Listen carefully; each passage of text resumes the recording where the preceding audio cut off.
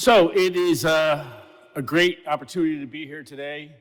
I'm here amongst people, I'm here amongst friends, and I'm here amongst great minds who are all coming together for a very, very, very good reason. But it also happens to be St. Patrick's Day. And the great Gauls of Ireland are the race that the Lord made mad, for all their wars are happy and all their songs are sad.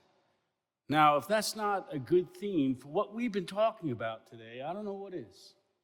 So that is by G.K. Chesterton, okay? So I'm Brendan O'Connor, Army veteran, and I have a rare opportunity to work with a fine team at UMass Boston's the William Joyner Institute for the Study of War and Social Consequences. We are across the river and share Columbia Point with the JFK Library and the Edward M. Kennedy Institute for the Senate. Now, honestly, I don't think I need to describe the mission and point and purpose of the Joyner Institute. After all, it is in our title, The Social Consequences of War. But a little something of the Joyner's namesake and the Joyner's history is appropriate. William Joyner was an ordnance handler who spent his time in service loading and resupplying aircraft with Agent Orange for flights over Vietnam. Upon return to Boston, Bill Joyner became the Veterans Administrator, responsible for the flow of GI Bill monies to veterans returning to civil society and attending school. Sadly, Mr. Joyner passed in 1981 of the consequences of his war and his direct exposure to Agent Orange. So the Institute was founded in 1982, and since then has celebrated 40 plus years of community and creative responses to war and established the Institute and the Institute's tradition of focusing on the intersections of writing, war, social justice, and peacemaking. The Institute was instrumental in the normalization of relations with the country and people of Vietnam. It was also a mouthpiece, really, a voice of the Vietnam veterans against the war. So I will say that the Joyner's historic archives and collections of books, art, poetry, and prose is truly astounding and most likely unique in this country or others. This institute, as all things must, adapted and grew to meet the modern needs of a new generation of service members, not conscriptees, to be added to the gears of war, but volunteers all, willingly joining in time of war and worthy of being considered another of America's great generations. Now, our revised tactic is to do things that may directly affect change as quickly as possible so that veterans can benefit from the research that tells of the best practices in universities and organizations trying to improve upon the quality, quantity, and the ease of delivery of services to the veterans and his family. While striving to employ such good ideas, the Joyner is monthly celebrating contributions of former service members who continue to perform admirably and devotedly within their communities after their time in uniform. But our most urgent and dear research is dedicated to the factors of the painful statistics of suicide. Nicole San Juan is the Joyner Institute's lead researcher, and she will speak upon this very subject. Please welcome the very soul of the Joyner Institute, Nicole San Juan.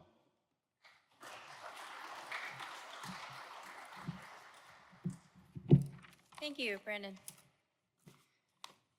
So, I know this room is familiar with these statistics, so I'm not going to go into detail.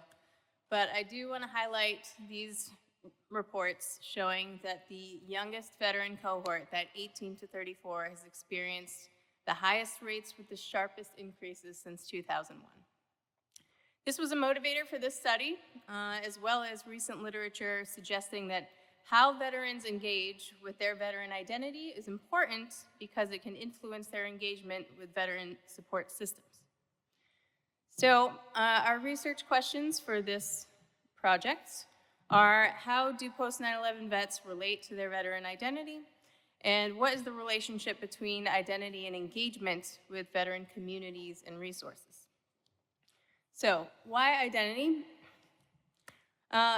Simply put, when veterans' self-worth depends on what others think of their veteran identity, they're at a greater risk for poorer mental health and vice versa. In other words, having a strong, positive view of one's identity protects against risky behavior and is associated with seeking help from veteran services. So how are we doing this? Phase 1 began in 2023 with exploratory and cognitive interviews. We invited post-9/11 vets from all branches and all discharge statuses, using convenience sampling, email outreach, and targeted recruitment. A key contribution of our study is the oversampling of these at-risk populations. So recent reports show that more than a quarter of post-9/11 vets face mental health or substance use challenges. So our goal was representation of these and other often marginalized voices.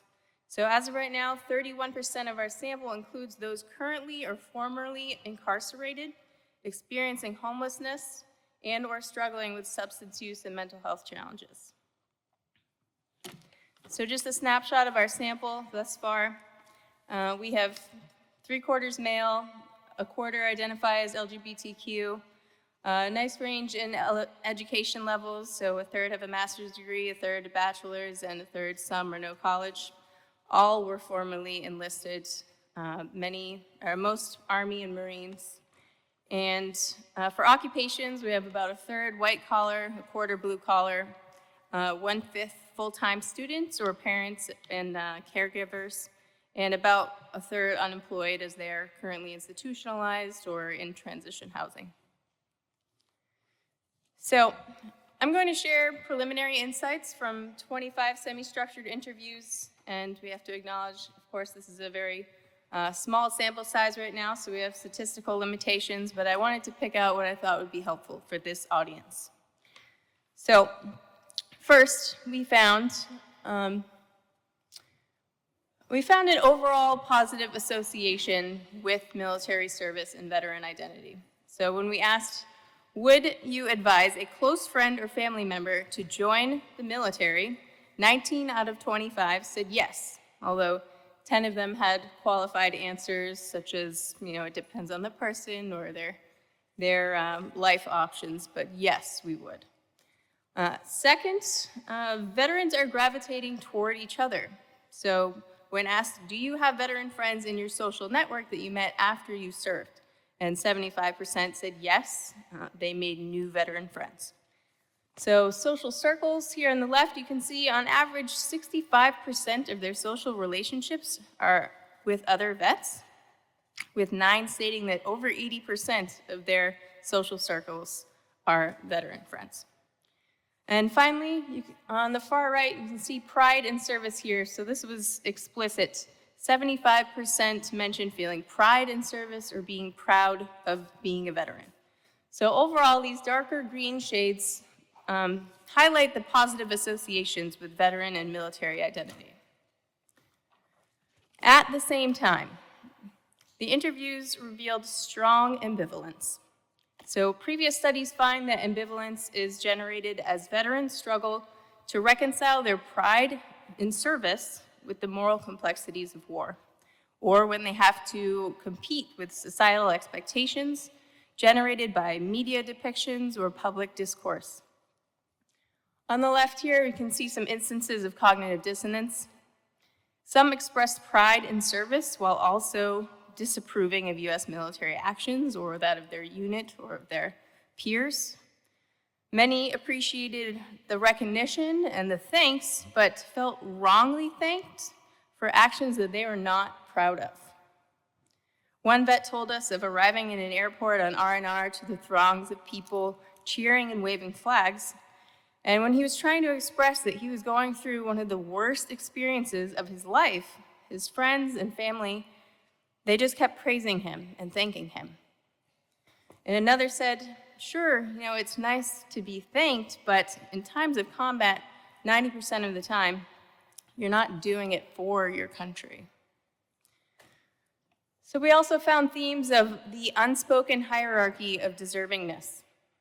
So we noticed that when we were asking questions about combat or injuries specifically, it triggered a visible discomfort in many of the vets who hadn't engaged in combat. So they would follow that by broader stories of trauma, loss, and sacrifice.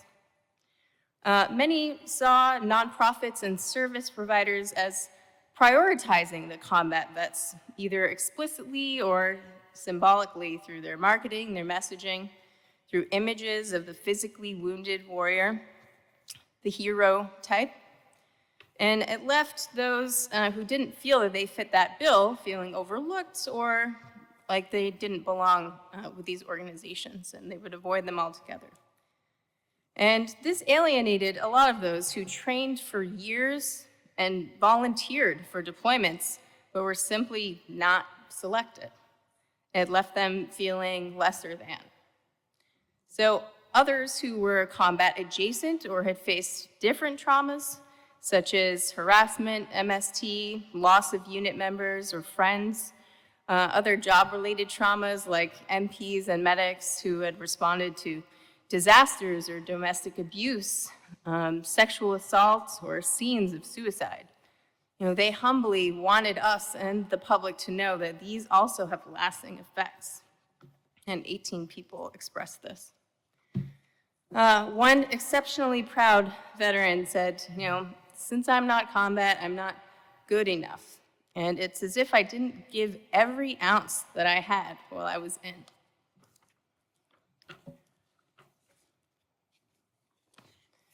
Another key theme was the warrior-hero archetype.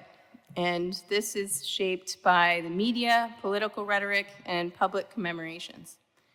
While this fosters pride and belonging for some, it also creates unrealistic expectations and exacerbates moral injury, trauma, and marginalization for others.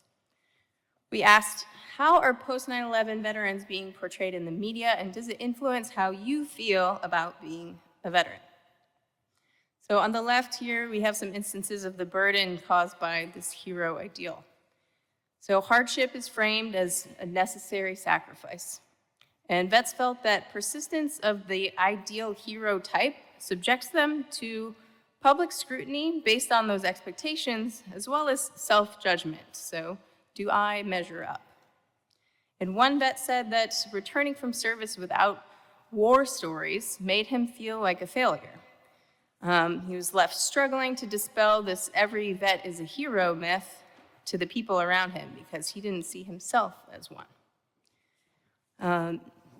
Interviewee number 24 suggested that we end this overcharacterization of vets and start looking at them as people, not as broken or as heroic, but just as people. Some felt betrayed growing up believing that the US military stood for good, only to lose that belief once they were in service.